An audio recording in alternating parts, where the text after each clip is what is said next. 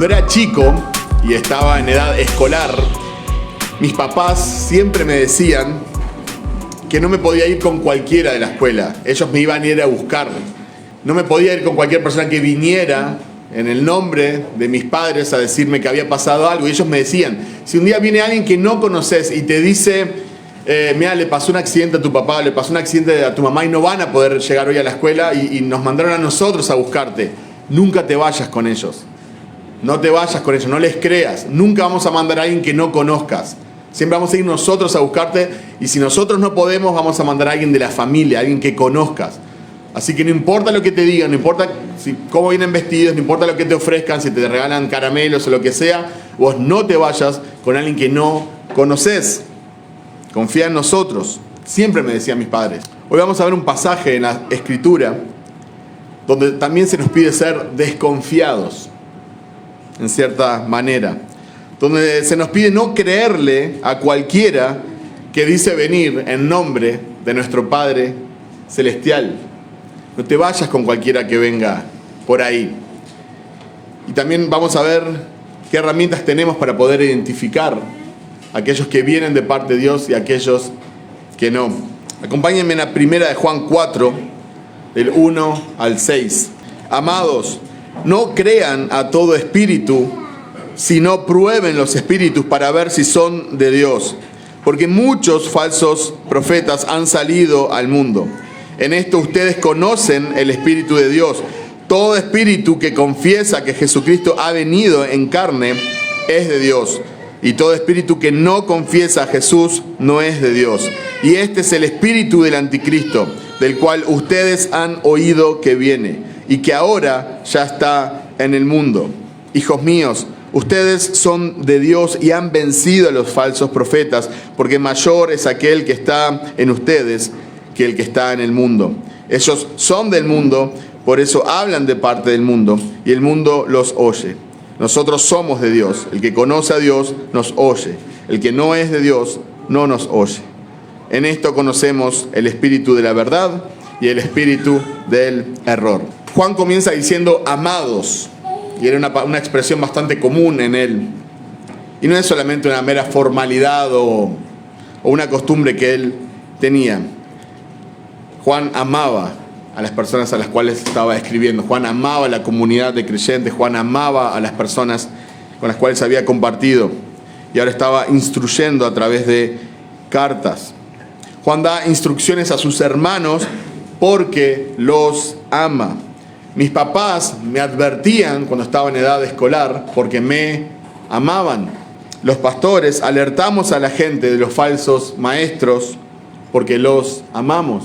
Porque amamos a las personas y no queremos que sean engañadas. Porque amamos a la palabra de Dios y no queremos que sea tergiversada. Y porque amamos a Cristo, quien merece ser adorado. En este pasaje tenemos una idea bien central, bien clara, que debemos hacer, y se encuentra en el versículo 1. Amados, no crean a todo espíritu. No crean a todo espíritu, sino prueben a los espíritus. O sea, hay algo que no debemos hacer, que es creerle a todos, y hay algo que debemos hacer, que es probar a los espíritus, para, obviamente está implícito en el texto, para poder saber a quién vamos a creer y a quiénes no. No crean a todo espíritu. Eso nos enseña que nunca debemos asumir que una persona que habla de Jesús, habla de parte de Jesús. Voy a repetir una vez más. Nunca asumas que una persona que habla de Jesús necesariamente está hablando de parte de Jesús. Puede estar detrás de un púlpito, usar ropa formal, puede estar en una plataforma digital y tener millones de seguidores. Puede hablar con palabras elocuentes y explicar las conjugaciones en griego. Puede hacerte llorar de la emoción y conmoverte hasta las entrañas. Puede contarte bromas que te hagan morir de la risa y hacerte sentir un campeón. Puede hacer llover milagros, expulsar demonios y vencer tus gigantes. Y aún así, ser un fiel representante de Satanás en la tierra. Porque lo que habla es simplemente mentira. Juan 8:44, Jesús dijo, cuando habla mentira, habla de su propia naturaleza porque es mentiroso y el padre de la mentira, refiriéndose a Satanás. En 2 Corintios 11, 13, 14, el apóstol Pablo le escribe a los corintios, porque los tales son falsos apóstoles, obreros fraudulentos, que se disfrazan como apóstoles de Cristo, y no es de extrañar, pues aún Satanás se disfraza como ángel de luz. Entonces, la pregunta que nos debemos de hacer ahora es, ¿cómo pruebo los espíritus? Porque no es opcional. Dice, no le creas a todo espíritu, no te vayas con cualquiera que viene, sino probad los espíritus. Entonces, ¿cómo probamos a un predicador? ¿Cómo probamos a un maestro para saber si viene de parte de Dios o no? Entonces, básicamente, encontré 4 pruebas que podemos hacerle a un predicador. Su mensaje se centra en la suficiencia de las Escrituras. Lo que está predicando, su mensaje, se centra en la suficiencia de las Escrituras. Ahora, no importa que el predicador diga que la Biblia es la palabra de Dios. O sea, no me dice nada eso. Toda religión, toda secta dice que sus escrituras son la palabra de Dios y que lo que predican es sana doctrina. No importa que diga que la Biblia es la palabra de Dios. Importa si trata a la Biblia como la palabra de Dios. Importa que prepare el sermón, que estudie el texto, que no improvise.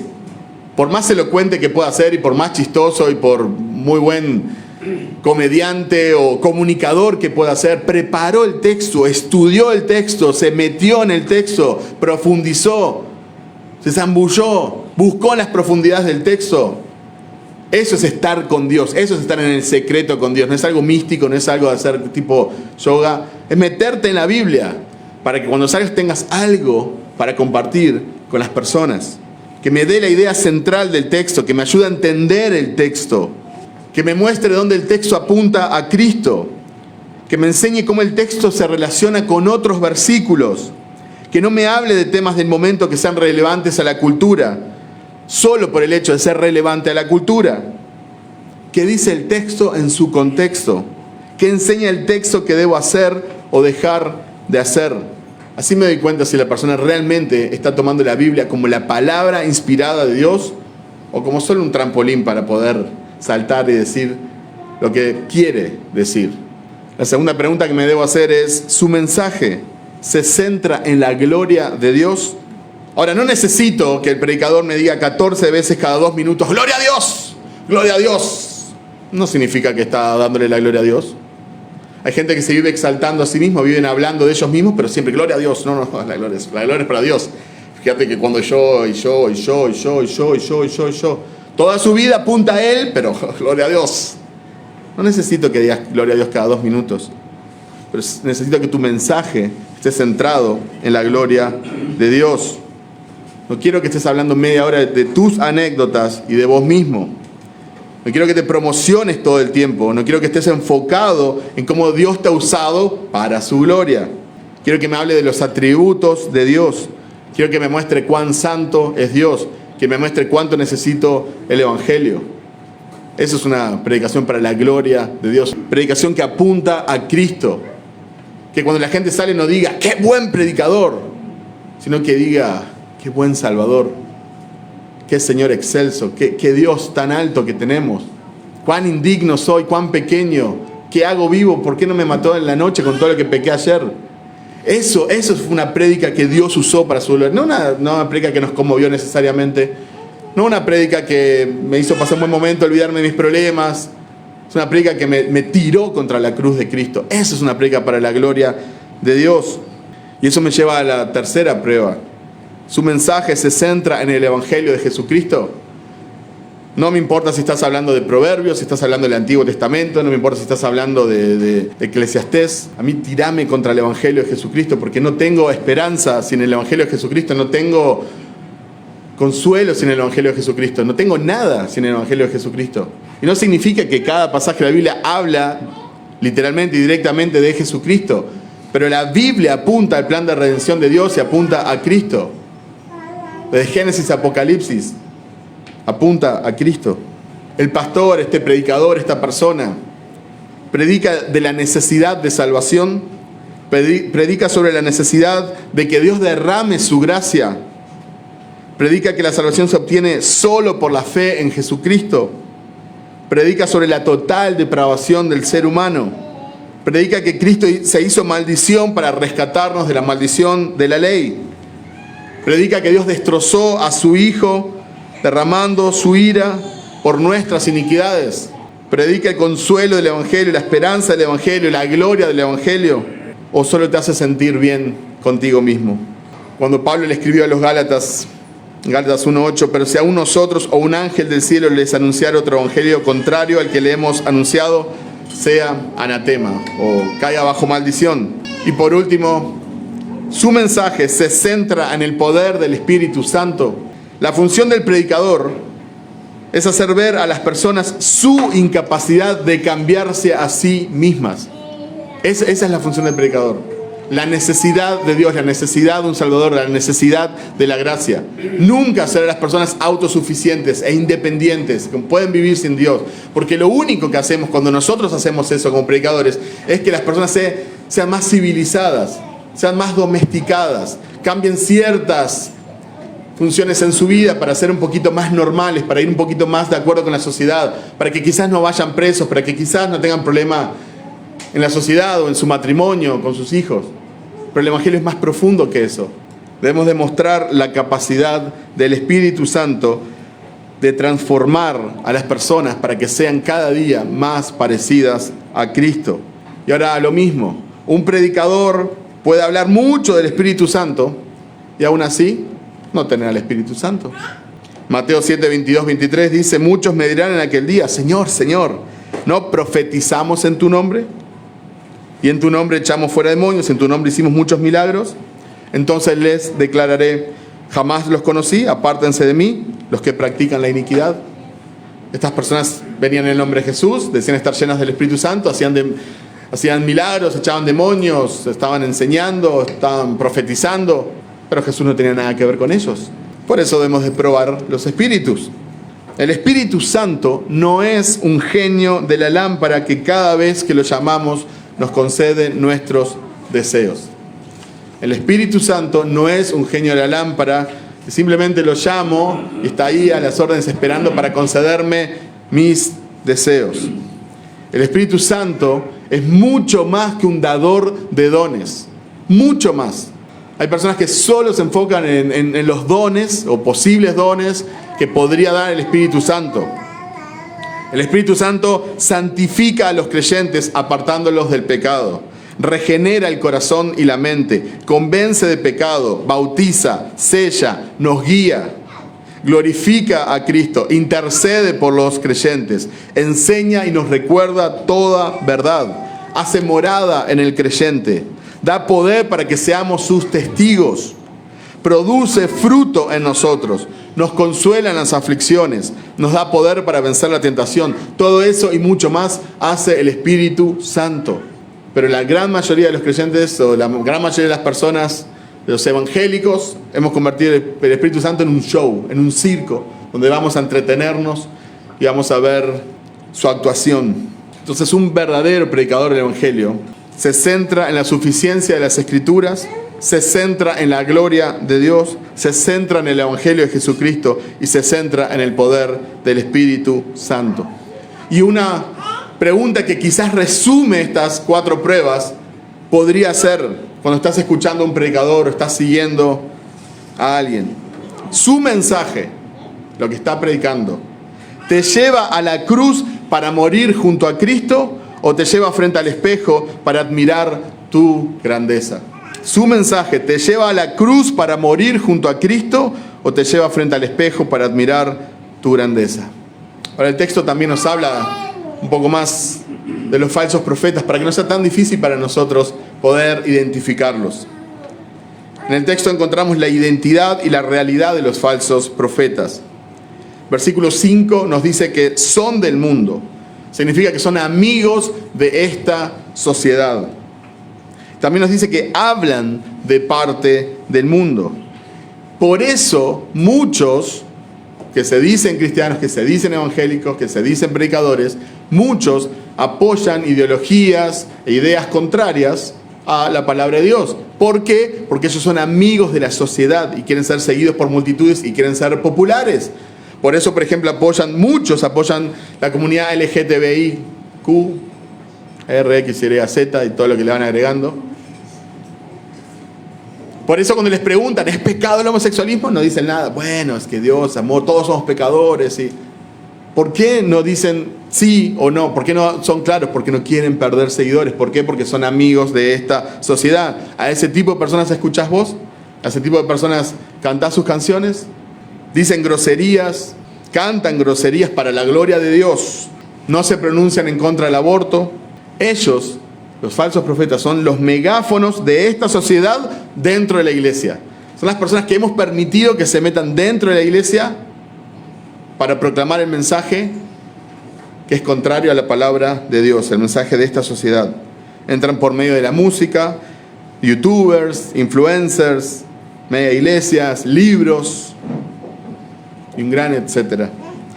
Son mundanos que cuentan testimonios de experiencias espirituales y al otro día son pastores. Se convirtió en un reggaetonero, al otro día es pastor. Se convirtió en un jugador de fútbol, al otro día está predicando en una iglesia.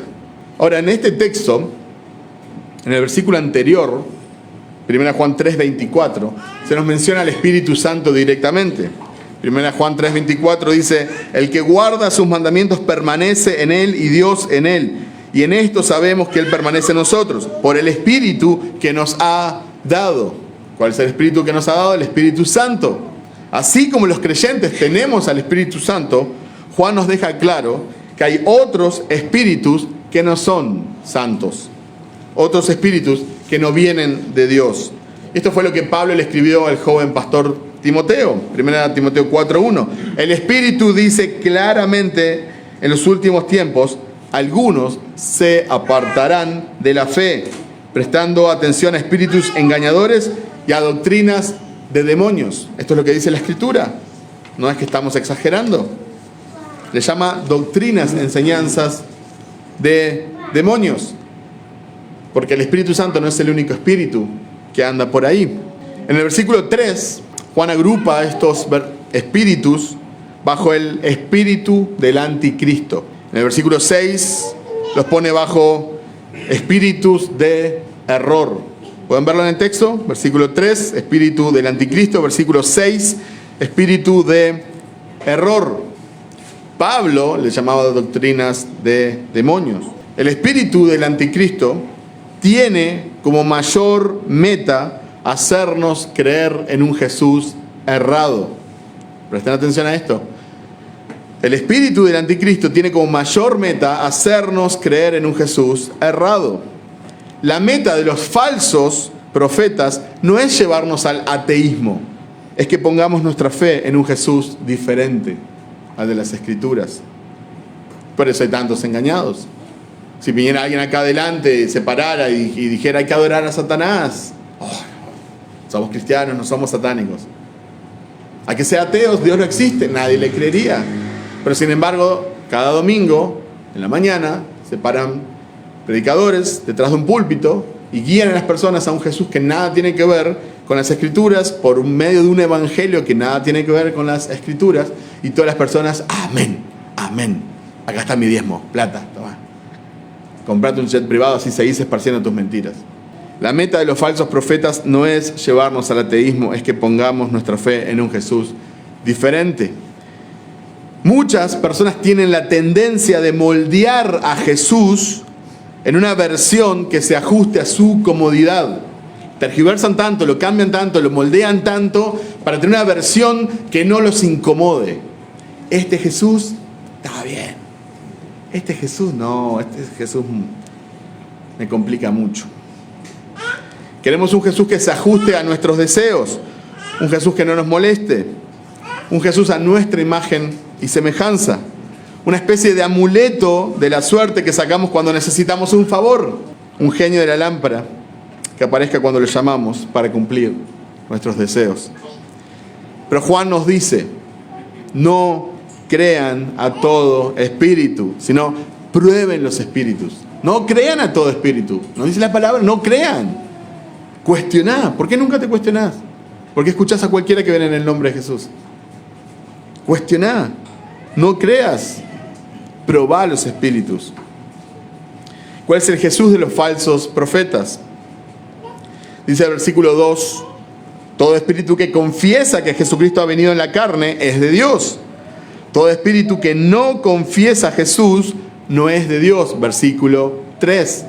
Entonces acá tenemos un problema directo y grave que Juan nos está diciendo. En este contexto puntual en el cual él escribía, había personas que estaban diciendo que Jesús no había venido en carne. Dice, todo espíritu que no confiesa a Jesús. La palabra en griego es homologueo, que precisamente la misma palabra que tenemos en Romanos 10:9, cuando nos dice que si confesares con tu boca que Jesús es el Señor y que Dios le levantó de los muertos, serás salvo. Que si confiesas con tu boca, esa palabra confesar es la misma palabra griega que usa acá Juan. Y homologueo significa hablar lo mismo. Homo significa igual, logueo viene de logos. Hablar lo mismo, declarar lo mismo, ponerse de acuerdo. Entonces, nosotros debemos de ponernos de acuerdo con Dios y debemos de predicar el mismo Jesús que encontramos en las Escrituras. El que permite que los niños se acerquen a Él, pero Él también el que anda con látigos echando a los vendedores que convirtieron su casa en una cueva de ladrones. El mismo que habla de la ira, del infierno, que le dice a los líderes religiosos, hijos de Satanás. Y el mismo que dice, vengan a mí todos los que estén cargados y fatigados y yo os haré descansar. Todo el Jesús de la palabra de Dios, todo el Jesús que encontramos en la Biblia. El Jesús bíblico es 100% Dios y 100% hombre. Es Señor de señores y es Rey de reyes. Es el que era, el que es, el que será. Es el principio y el fin, es el alfa y el omega, es el príncipe de paz, es Emmanuel, es Dios con nosotros. Es el único y suficiente Salvador. Es el único digno de toda gloria. Es santo, inocente, sublime, excelso y majestuoso. Y solo en Él hay salvación, porque no hay otro nombre dado a los hombres bajo el cual podamos ser salvos. Cristo, Cristo y Cristo. Y a ese Cristo confesamos, a ese Cristo predicamos, a ese Cristo nos aferramos. Ese Cristo es nuestra esperanza, ese Cristo es nuestro consuelo. Y no vamos a permitir que vengan otros en nombre de Él a esparcir mentiras y a engañar a las personas. Un comentarista, David Guzik, dice, en los días de Juan la cuestión era si Jesús realmente había venido en un cuerpo real de carne y hueso. Muchos maestros influenciados por los gnósticos decían que Jesús, siendo Dios, en realidad no podría haberse convertido en un ser humano de carne y hueso, porque Dios no podía asociarse con cosas materiales impuras. Después él sigue comentando y dice, hoy en día algunos grupos niegan que Jesús sea realmente Dios, como los testigos de Jehová, los mormones, los musulmanes. Pero en la época de Juan, en esta época más cercana a la vida real y ministerio de Jesús en la tierra, la gente no le costaba creer que Jesús era Dios. Les costaba creer que Él era un hombre de verdad. Esta falsa enseñanza decía que Jesús era verdaderamente Dios, lo cual es correcto, pero en realidad un hombre solo en apariencia. Boyce dice, esta declaración estaría dirigida contra alguna forma de docetismo, la opinión de que Cristo era un espíritu que solo tenía la apariencia de ser un hombre verdadero. Entonces, hoy en día luchamos un poquito más para explicar que Jesús es 100% Dios.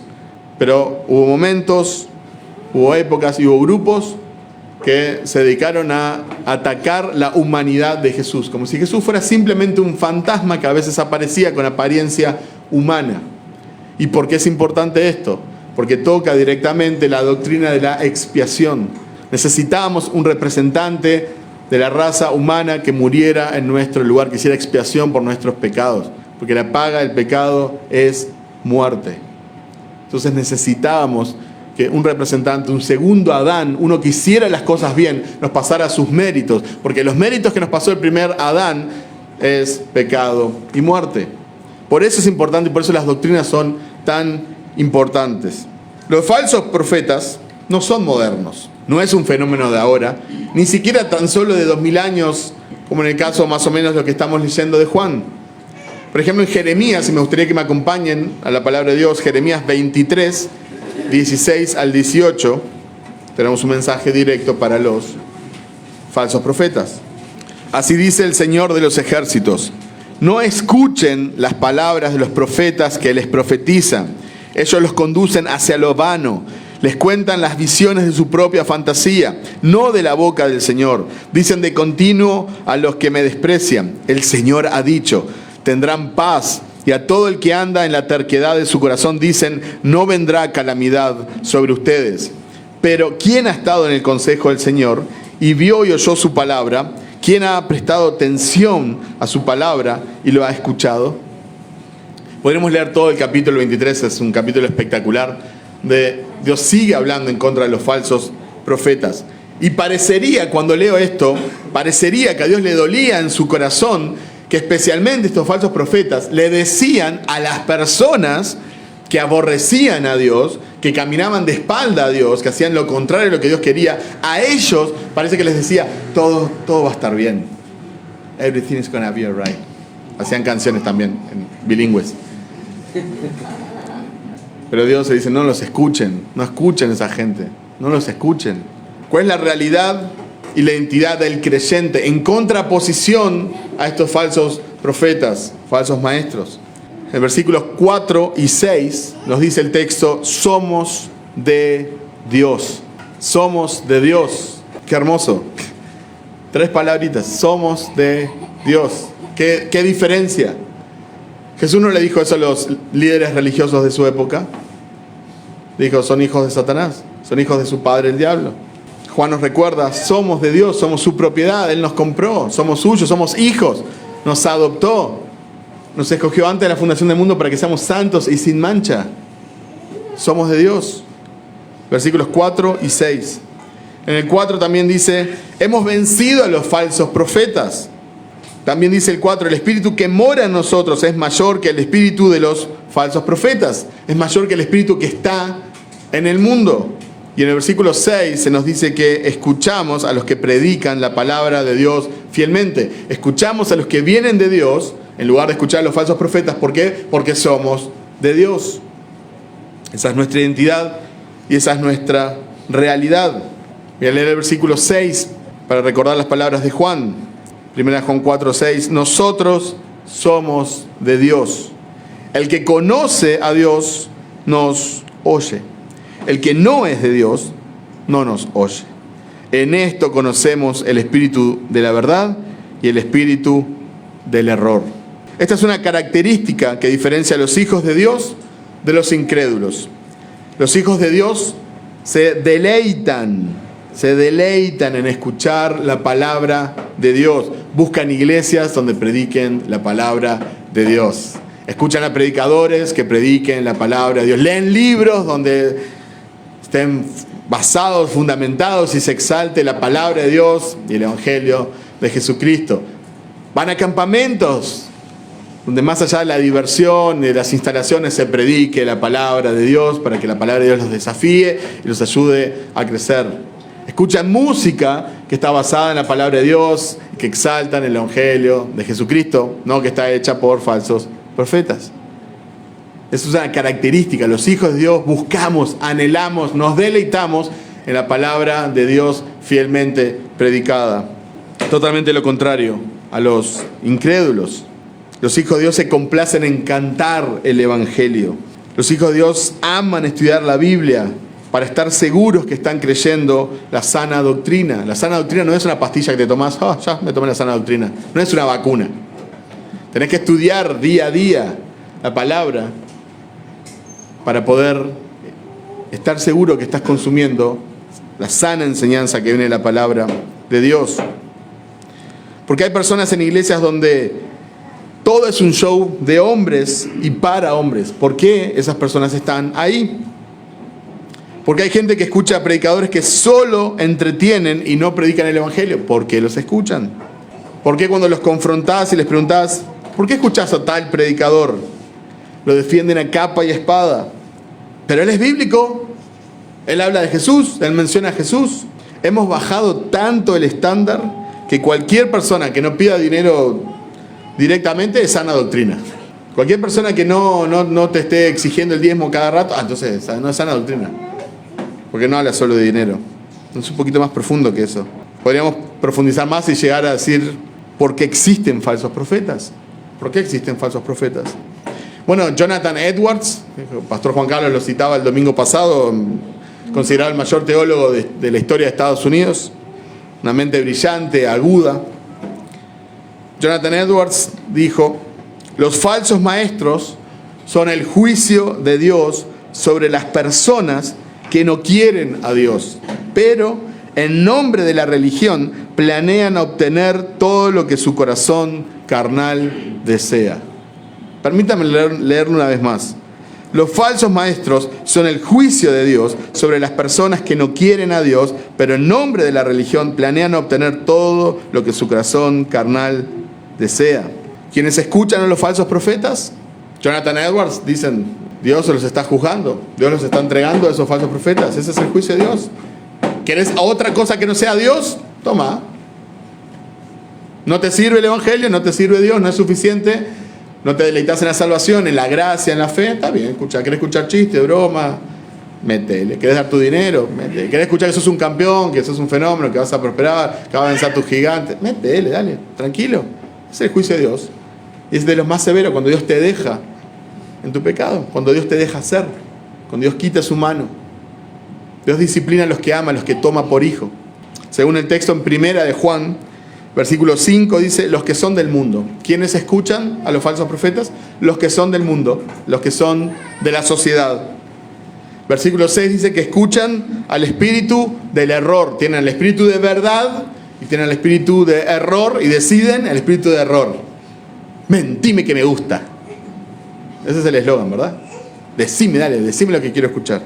Segunda Timoteo 4, 3 al 4. Porque vendrá tiempo cuando no soportarán la sana doctrina, sino que teniendo comezón de oídos, conforme a sus propios deseos, acumularán para sí maestros y apartarán sus oídos de la verdad y se volverán a los mitos. Qué hermoso pasaje. No soportarán la sana doctrina, pero les va a picar el oído, van a tener comezón para buscar y escuchar a maestros que le digan las pavadas que ellos quieren escuchar. Gente con deseos pecaminosos o concupiscencias. Pablo hablaba pensando en el futuro. Nosotros podemos hablar en presente. Estamos en un tiempo donde ya no importa la sana enseñanza, la enseñanza de la iglesia, la doctrina. Importa la música, importan los chistes, importa la elocuencia, el predicador, pero no importa la sana doctrina. Dice Pablo: se amontonan maestros conforme a sus malos deseos. Son predicadores que no aman a Dios ni honran la palabra. Su motivación es la exaltación personal y las ganancias económicas. Entonces les dicen a las personas lo que quieren escuchar, no lo que necesitan escuchar. Porque no quieren perder audiencia. Por eso tenemos cantantes que antes eran referentes, cantantes evangélicos que cantaban canciones que cantábamos la mayoría de las iglesias. Pero hoy en día no hacen música cristiana, hacen música espiritual para todo. Y niegan doctrinas básicas como la expiación del Señor, como la justificación por fe.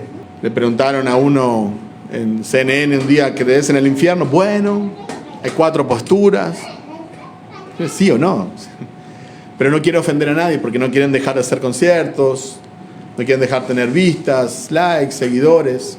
El problema de los falsos profetas es más grande de lo que pensamos. Dice el versículo 1, muchos falsos profetas han salido al mundo. Muchos, no pocos, muchos. Eso es lo que abunda, eso es lo normal.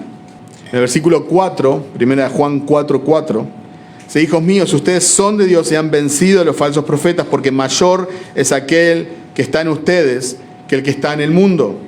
Qué hermosa promesa. Porque nos está diciendo: hey, cuídense, no se vayan con cualquiera que viene a buscarlo, no se vayan con cualquiera que viene en el nombre de papá. Prueben los espíritus, no crean, sean desconfiados. Hey, miren que hay gente peligrosa y hay muchos. Y dice: estos son los del espíritu del error, estos son los del espíritu del anticristo. Y en el medio de eso, como un oasis ahí, encontramos esta hermosa promesa. Ustedes han vencido a los falsos profetas. Han vencido, pasado, perfecto, ya está. No están venciendo, no estuvieron venciendo, no vencerán. Ya han vencido a los falsos profetas. ¿Cuál es la razón? que el Espíritu que está en ustedes es mayor en todo sentido, es mayor en proporción, en poder, en gloria, es mayor que el Espíritu que está en aquellos que pertenecen a esta sociedad. Porque el Espíritu Santo, el Espíritu de Dios, que inspiró la Escritura y que nos guía a toda verdad y que exalta a Cristo, es el que mora en nosotros. Lo podés sentir o no, pero esa es la realidad para los hijos de Dios. Somos de Dios. En el contexto inmediato nos habla de los falsos cristianos, de falsos maestros que se quieren meter en la iglesia del Señor, de aquellos que llamándose hermanos predican a otro Jesús. Pero me gustaría hacer una aplicación práctica para este hermoso pasaje del versículo 4. Pensemos en misioneros que están en medio de un pueblo con otra religión, donde casi son inexistentes los cristianos, donde no hay testimonio cristiano, no hay iglesia, no hay pastores, no hay muchos cristianos. Están en un lugar para compartir de Cristo donde Cristo nunca fue predicado. Y están rodeados de falsos maestros en este contexto. No cristianos, no personas que profesan ser cristianas y meten herejías encubiertas. No, personas que tienen directamente otra religión y que niegan a Jesucristo. Estos misioneros muchas veces tienen que enfrentar a los líderes religiosos del lugar. Y tenemos amigos, mi familia y yo tenemos amigos que están en cierto pueblo. Hoy en día pasa eso, donde su vida corre riesgo, donde los líderes los llaman, y los desafían y los cuestionan. Muchas veces terminan presos, torturados, y muchas veces aún terminan perdiendo la vida. Esto ha sido el común denominador en la historia de la iglesia. Por eso el Espíritu Santo nos da poder para ser mártires, testigos, en griego martireo.